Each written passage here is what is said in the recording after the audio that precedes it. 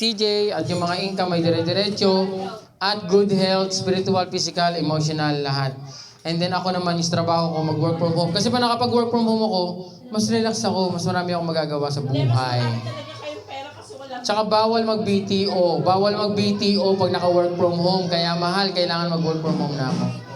BTO, voluntary time off. Yung pinapa-uwi. Ang work from home hindi pinapa-uwi eh.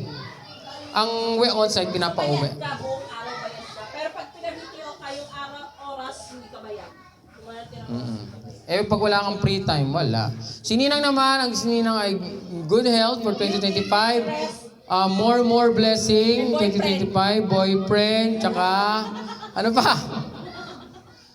At more long life, long live.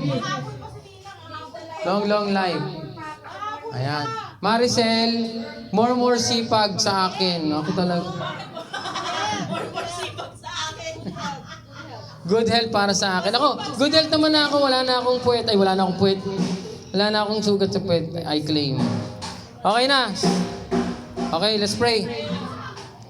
Ako na mag-ano, tapos magsasakain na lang kayo. Yes, Lord, gagano na lang kayo. Amen. Yan. Sangayunan niyo yung prayer.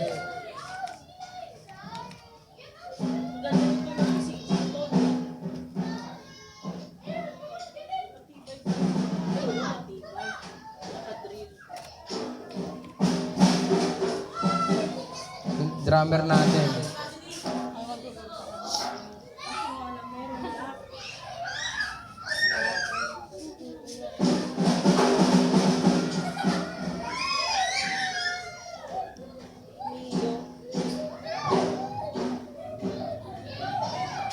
Okay.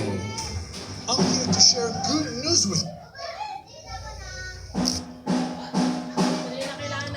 Okay, palakpakan natin ang Panginoon. Thank you, Lord. Salamat, Panginoon. Salamat, 2024. Salamat sa mga nagdaang buwan, sa buong taon ng 2024. Salamat, Panginoon Jesus.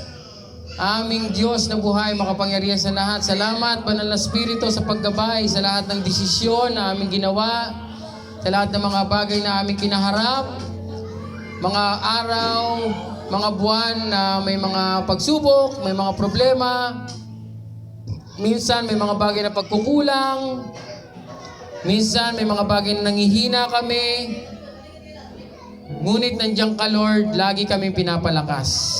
Lord God. Patuloy na binibigyan kami ng pag-asa, binibigyan kami ng kalakasan, physical, kalakasan spiritual, sa